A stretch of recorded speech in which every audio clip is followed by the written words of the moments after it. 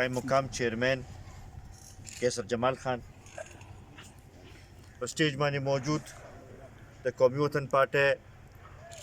ضلعي وایس چیرمین غنی حاجي صاحب د سټیج باندې موجود د قومي وطن پارټۍ د حلقې چیرمین جاوید حسین خان او دلته کې راغلي د ګنډيري یونین کونسل د ګډ نه راغلي مشرانو عزتمندو ځوانانو السلام علیکم د ټولو کې اول خو ستاسو ډېر زیات مشکور یم چې په دې لنډ تنګ وخت کې نن رالی او په دې میټینګ کې شریک شوی څنګه چې ما نه مخکې غني صاحب هم خبرې وکړې او اسلم خان هم خبرې وکړې او جاوید خان هم خبرې وکړې بنیادي طور باندې نن د راغونډېدو مقصد دا و چې د شهید وطن حیات محمد خان شیرپا 45 کلیزه په سلسله کې چې راجمع شو د هغې د تیارۍ لپاره سلا مشاورت هم وکړو او تاسو ته دعوت هم راکړو او ستاسو په ذریعې ټول یونین کونسل ته دعوت ورکړو چې په دې 11 فروری باندې به موږ سره تاسو ټول به راځئ به او په شریکه به دا کلیزه به مانځو غني صاحب خبره وکړه او دا واقعي ده چې تیر برسیم چې ده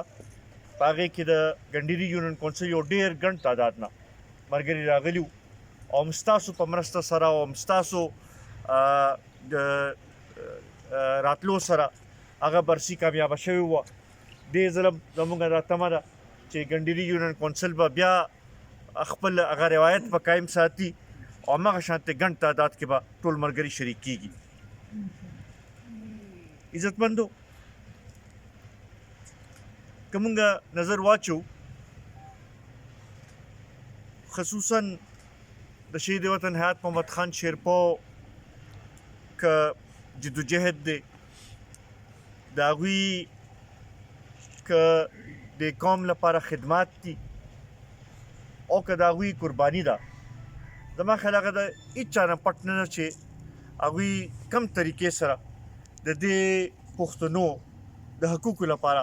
اواز یې اوچت کړی او د دوی عملي خدمت یې کړی او همدغه وجه ده چې 45 کاله د هغوی د شهادت تیر شو خو خلک یې همغه شانتې یاد ساتي لکه چې پرون هغه دلته کې موږ کې موجود و او دا ډېرو کمو خلکو ته داسې مرګ میلاویږي داسې دغه میلاویږي چې هغوی د ټولې دنیا لپاره یو لحاظ سره امر شي ژوندی شي دا د ډېر کمو خلکو ته هغه لحاظ سره دغه میلاویږي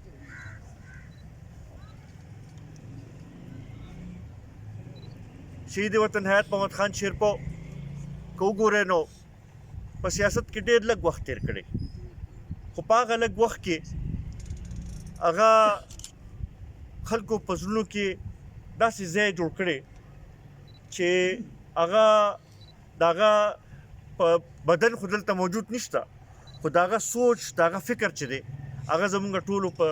ذهنونو کې او زموږ په زړونو کې موجود دی او همدا دغه به وي چې د هغه دا میشن د هغه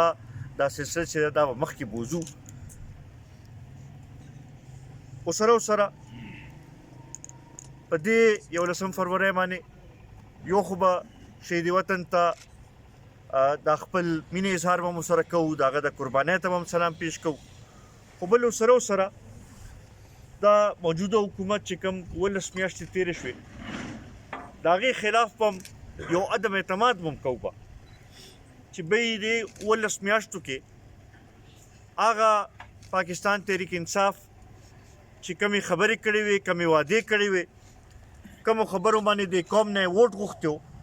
نن په هغې باندې عمل نه دی شوی که موږ وګورو که هغه خارجه پالیسي ده که هغه